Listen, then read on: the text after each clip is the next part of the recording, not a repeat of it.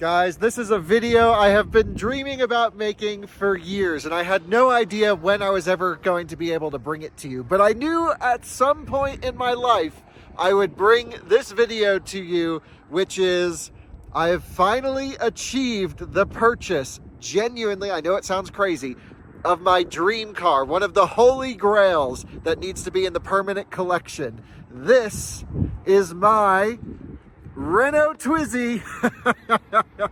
Here in America, I have a Twizzy. I'm going to tell you the full story. I'm going to take you for a drive in it. And wow, just life goal unlocked. That's my Twizzy.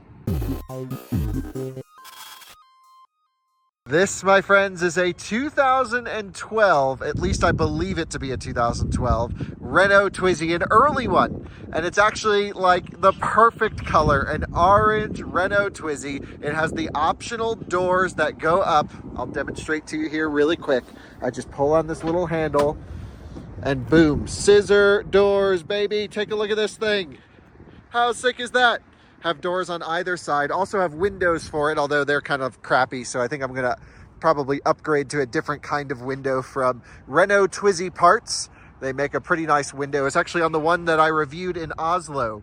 So before I tell you more about the car, more about everything, what do you say we jump inside and I tell you how this even happened? How did I get a Renault Twizzy in America? It's one of a handful here in the US. And what am I gonna do with it? How are we gonna drive it? I still have a lot of questions as well, but when I saw this pop up for sale, oh, you know I had to hit the buy it now on eBay. You join me inside of the Twizzy as I close the door. How sick is that? And, you know, just probably a quick, silly video. You know, we were coming back from CES. If you guys remember, we made a whole bunch of videos, and Alyssa and I were driving back in the car, and she's like, a viewer just reached out and said that there's a Twizzy on eBay. And I was taking a nap on the way back. And I woke up, all of this is recorded. And I said, it'll be on my personal channel, the Kyle Connor channel. And I was like, no way, buy now. I didn't read the description. I didn't read anything. It was, I don't know, $8,000, something ridiculous, way too expensive. But like, where else are you gonna buy a Twizzy in America? So I hit the buy now, and then it all went kind of downhill from there, if I'm honest. But thankfully, eBay has buyer protections and all of these things. So I will walk you through the full story. So the Twizzy pops up for sale. I hit the buy now. Then I start reading about it. And then, you know, what I'm reading about is a car that was imported for engineering benchmarking evaluation, which is what this car was used for. It was used by Nimbus in Michigan, and they used it for evaluating their car. Now, I'm pretty sure Nimbus has folded just recently, and they're selling off sort of all of their assets, including the Twizzy. So I'm now the recipient of this. My understanding is it was imported to the US for an engineering researching project. So it's allowed to be here. It's not an illegal or gray market import. It's legal. And they only drove it for 45 minutes on a test track, and that was it. And the guys there knew all about battery packs and everything. So they actually made sure that it was at, you know, 50% state of charge since it was arrived here for the last, who knows, couple of years. I got to look at the import paperwork. And so like the battery's been super healthy and all of that is good. So basically this is a Twizzy that was imported to the US for engineering validation, and I bought it. Before I tell you more about the actual purchase process, that's how I got it. I wanted to put that up front because I knew y'all were going to ask. Let me take you on a tour, give you the specs and sort of what I'm going to do with this thing. So let me run you through the specifications on this absolute machine. It is a rear motor, rear wheel drive, scissor doored, 17 horsepower electric car. And I think that's 17 horsepower maybe on a good day. Now, there were two versions of the Twizzy that were sold. The first was the 45 and the second was the 80. And I believe that was in reference to the top speed of the vehicle in kilometers per hour. This one, actually, unfortunately, is the 45. It is the slow one. However, if I show you just in here, there's a Renault Twizzy modification community that can plug into that OBD port right down there and can actually unlock the full speed of this thing. I believe you can get it up to about 100 kilometers per hour. and basically remove all the limits. So I wasn't too concerned about the 45 or the 80. They all have the same 6.1 kilowatt hour battery pack or so. The battery pack sits underneath this seat. It's sort of in this area right here. You can see this lip. That's all the battery pack. The motor, the gearbox, that's all in the rear here. Single speed, of course, but still has a reduction gear. 8 kilowatt output, I think. It actually gets up and goes pretty good. And I believe this car was originally from Austria. Now, I was told it was a German import, which means maybe it lived some time in Germany. But you can see here the .AT on the back. And then if I look over here on the windshield, you'll also be able to see Renault Assistance in Ausland. And then also this, I believe, is an Austrian vignette. So I'm pretty certain that this was an Austrian car, maybe used somewhere in the mountains as a family ski vehicle. Who really knows? But either way, you have to have a good personality to have a Twizzy. You have to be kind of cool. So I know it lived an interesting life before Nimbus imported it to the US. One concern I had about it was actually the battery lease, but certain markets allowed Twizzys to be sold with the battery pack included in the vehicle, which I'm told this is. So as far as my understanding goes, this was not on battery lease. It was a battery owned vehicle, and that's how it was able to come here to America. So we have the 6.1 kilowatt hour battery pack. We have the 8 kilowatt electric motor output. They claim somewhere in the 35 to 40 mile range. I think that's probably not too far off. But that brings up the next question, which is how the heck am I gonna drive this thing? So at the moment, of course, you'll notice there's no license plates on the Twizzy. And while it's legal to be in the US for engineering validation, it at the moment can only be used on private roads, private test tracks, and things like that. Now, you know, I'm going to try everything I can do to actually get it registered. And so that might be an interesting process. I'm thinking because it's not a full car and I can actually classify it as a low speed electric vehicle with its current speed limitations, that might be an angle. Maybe we get a manufacturer plate on it, you know, then I think we're good to go. So there's a lot of different options here, but I think we'll find one that's legal and that works. But for now, I really shouldn't drive it on the roads. I may have taken it around a little bit, nothing on big roads, just through neighborhoods, just to drive it. But ultimately, we do need to find a way to get this registered because I can't wait to have a go. So without further ado, let me take you for a drive. I'm here at Colton's detailing studio, Clear Detailing here in Windsor, Colorado. It's a big open space where we're free to drive the Twizzy around. So let me take you for a quick drive around, show you how it operates, show you how it works, and then we'll wrap up the video, me and my new Twizzy. By the way, this has 30,000 kilometers on it. So they've been driving this thing. I don't know who had it and who did what, but it definitely wasn't Nimbus. Nimbus said they only used it for 45 minutes over the last couple of years. It just sat perfect state of charge, super healthy before they ended up folding the company and selling it. So no idea, but someone in Austria definitely enjoyed this thing. So to start the Twizzy, first of all, it has an airbag, safe. And you know, there's the storage compartments left and right. The key goes right in here and you just rotate it forwards. You'll hear contactors click and then the go icon will arrive. Now, this is not the first Twizzy I've driven, but they are a little bit weird. First of all, take a listen to the turn signal noises. I love weird French cars because they're so abnormal. For example, I put my right turn signal on and the car doesn't even tell you which one you have going. It's really funny. It does have headlights as normal. It has a horn really loud and it's almost facing the inside of the car. It's really loud. And then of course, windshield wipers. But one thing you wouldn't expect is a heated windshield. I don't know if you guys can see this. This is a glass windshield with heating elements. All I do is rotate this forwards somehow.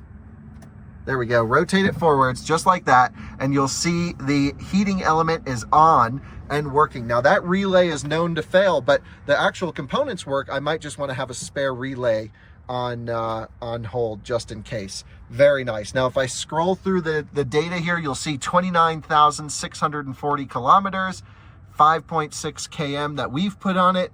Our score is 0 on the on our eco score because we've obviously been ripping it. And yeah, 21 kilometers of projected range. Pretty neat. Now, there's one other cool thing about the Twizzy that I love. It's the pedestrian warning sound. That horn I showed you was really loud. But take a listen to this. And this is just to let people around you know that the Twizzy is coming through and make way, because you don't want to run people over. So to actually get it in drive, it's really funny. You have to physically have your foot on the brake to unlock a switch. Then I can grab the handbrake and push it forwards in. So now we're in neutral and we're able to roll. Over here, I can hit drive, neutral, or reverse. But what's funny is if you push both of them, you get neutral because that's where the switch is. So drive is forwards. If I hit that, you'll see D right there on the display. Reverse has a little beep. And then now we're going backwards, of course. What is the top speed of the Twizzy in reverse? Let's find out, because I have not tested that yet. So let's find out. No one's behind us. Full throttle. 10 kilometers per hour, 9 kilometers per hour, roughly. We got mirrors, so it can do 8. Yeah, so 8, 9 kilometers per hour backwards. Then we'll go forwards here. And it's got a really long accelerator pedal. You got to really push your foot down. That's full throttle. Whoa! And then brakes. It's got a great turning radius. No power steering, of course. Look at this turning radius. On a freaking dime. It rivals my smart car. And it's just a joy to drive. It sounds great. The motor noise, listen. Really good noises here.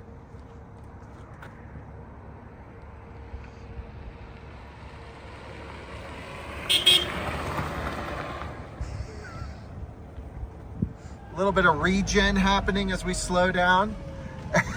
It's just a freaking blast. And take a look here. You'll see the Bronco Raptor videos coming on that. The Rivian, the Tesla, the Allroad. We have my Model S on the inside. Colton's always got cool cars around. But here I am driving the Twizzy. What a freaking joy it is to cruise around in this thing. Oh, what a dream. And we can even take it. Technically we're out on the road, but no one's really here. Oh, private drive. We're legal. We're good. You can take it here and you can do some burnouts. Look at that. 47, 50. Yes. 50 kilometer an hour wheel spin in the Twizzy.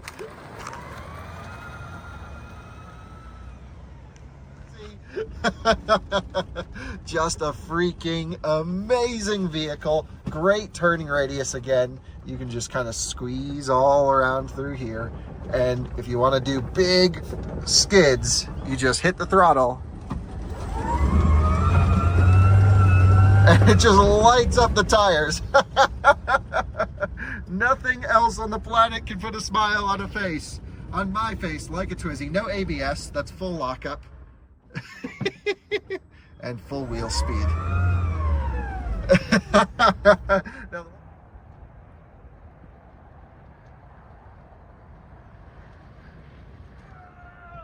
almost a 360.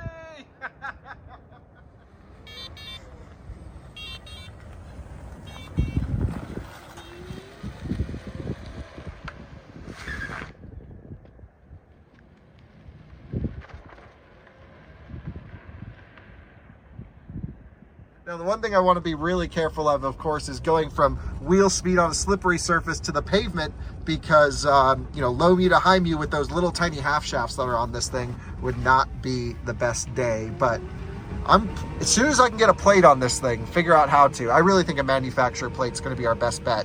Then, look, we're in the reflection in the Twizzy. I'm going to drive this thing everywhere because, wow. Dream car status.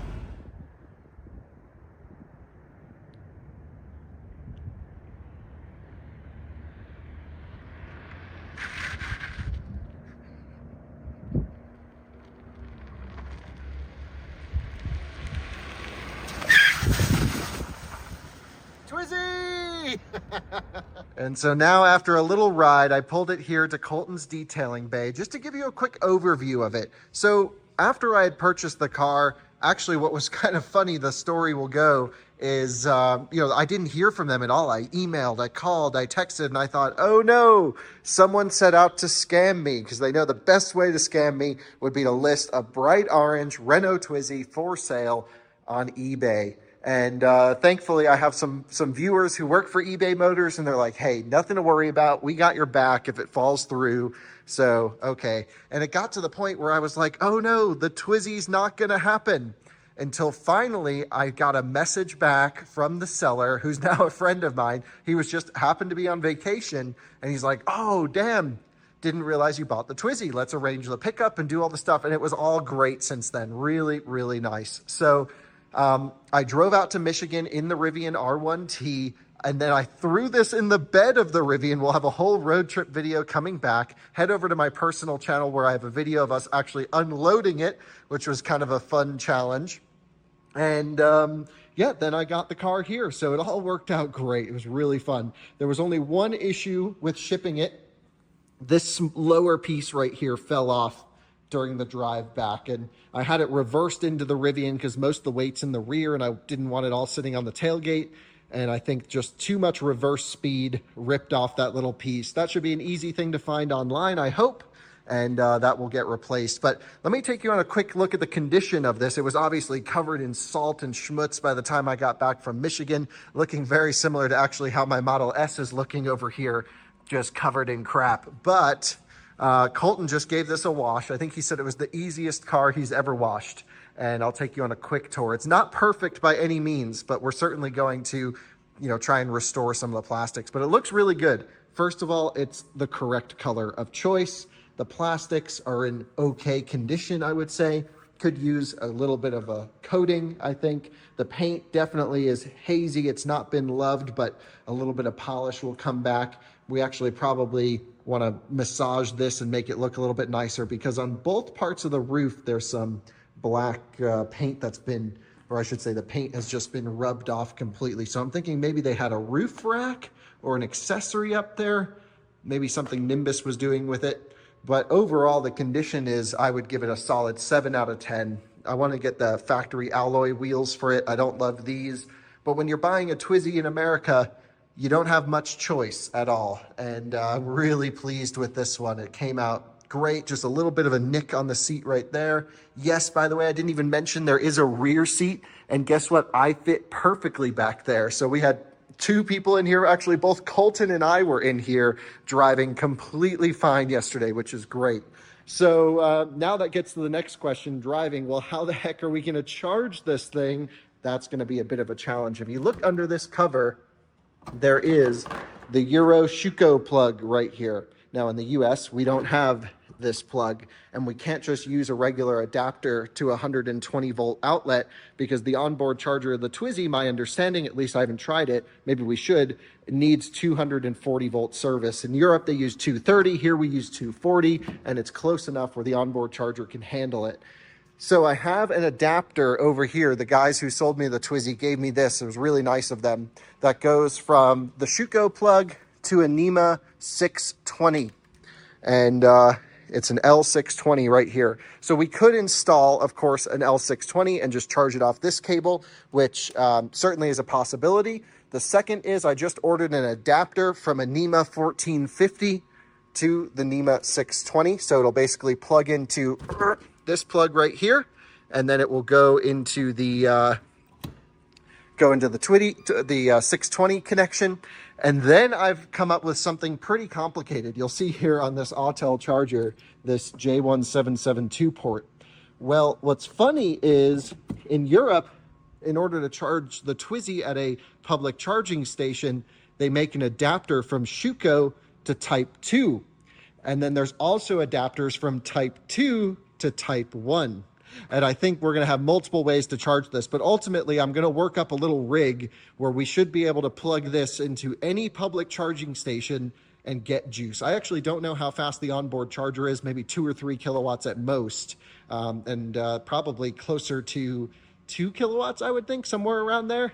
Maybe it's a 3.3, not sure, but we should be able to get it charging off of the J1772, no problem at all. That is the goal. And so there you go, just an introduction to the newest car purchase here, the Renault Twizzy. This one's the 45. I'm going to be chip tuning it as soon as possible, getting the little power module, bumping the top speed all the way up. We need to figure out a way to get it out on the roads. If we can't, we'll at least take it to racetracks all around. We'll take this out for laps around the IMI circuit here in Colorado, maybe get it over to North Carolina to the track. We can have a lot of fun with it, even if we can't drive it on public roads. It's sort of a piece of, to me at least, automotive iconic stature, if you will. This is really, to me, just right up there with one of the most fun cars ever. You know, I'm really lucky that I'm able to have my Model S Plaid and my Rivian and our e-tron and very expensive luxury electric cars. But the cars that truly have my heart are things like this right here. The Twizzys, the Carvers, the Amis. I love these little micro cars, if you will, because they make just a boring drive to the grocery store an occasion, a sense of fun.